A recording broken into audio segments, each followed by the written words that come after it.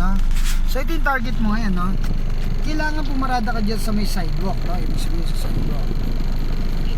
Ayan, yung guhit sa may gutter. Susunod, yung guhit na puti, no? So yan.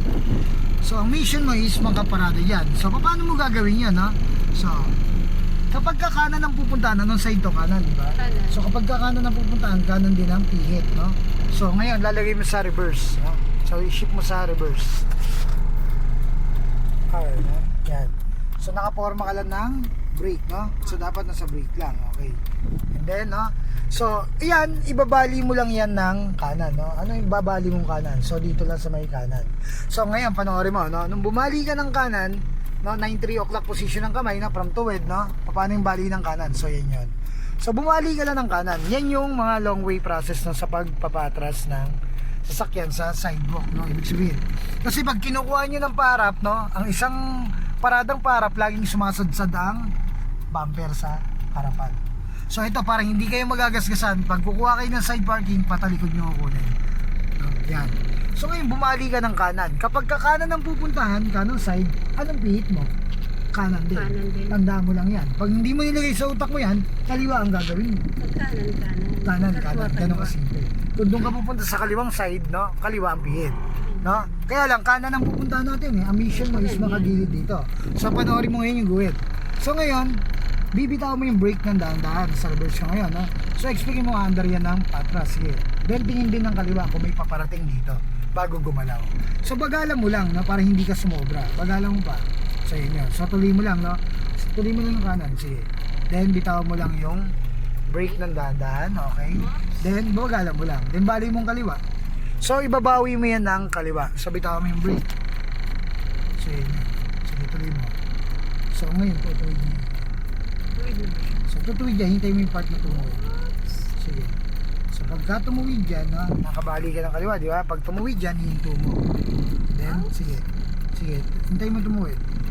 Okay, so pag di pa, okay, stop, no? So tumuwid, tuwid mo na yung logo. Then, lagay mo na sa part.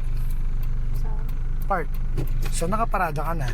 Wala nang gas. So yan na yung side parking ng kanan. Kabila. So yan, nakaparada ka na. Sabihin.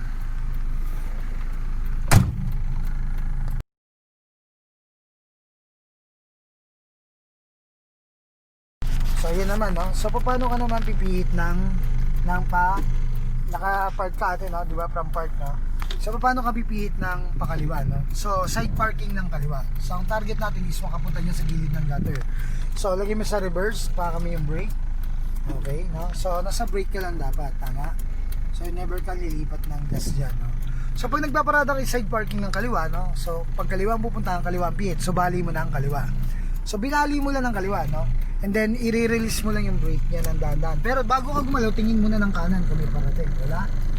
Wala? Okay, sige. So gagapang mo lang yan. So lalapit mo lang yung ano yan. Diyan kahit bitaw mo muna yung brake. Pagdating doon sa malapit na tsaka mo hinto, ay tsaka mo bagalan. Yan. Sige pa, tuloy mo lang. So yun yun. So yung position ng kamay mo nakabali ng kaliwa.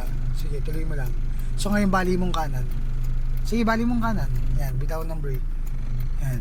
So ngayon, no, dahan-dahan lang. Forma ka lang ng brake. Yan, dahan-dahan lang. So hanggang sa tumuwid dyan. Pagka tumuwid dyan, no, so bali mo ulit ng kaliwa kung kulang pa. Sige, bali mo ulit kaliwa pag kulang pa.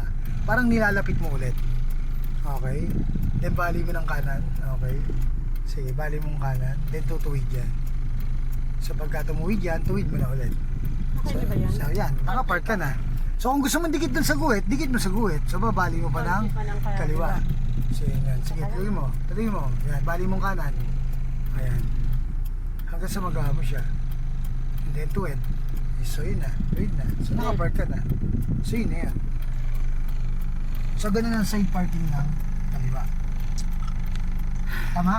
So ilayo mo ulit konti. Lagay mo sa park muna. So yan. Pwede niya patayin yung makina pagka ganun, no? So let's say naman, no, madalian ang kailangan mo. Sige, lagay mo sa drive. Ay, haba ka mo yung brake. Yan. Malapit ka rito. Tingin ng kanan, no? Siyempre. Tama? Bitaw mo yung brake. So ito naman, no, gusto mo madalian, no? Kumbaga parang stop mo. Gusto mo dumikit agad ng mabilis, no? Sagad mong kaliwa. Sagad mong kaliwa, then reverse mo. Sige. Oh, ngayon, then bitaw mo yung brake, dahan-dahan. Tingin ng kanan kung may parating, wala. Okay. Sige, lapit mo na mismo kagad yung bulong. Sige, lapit mo ba? Sige.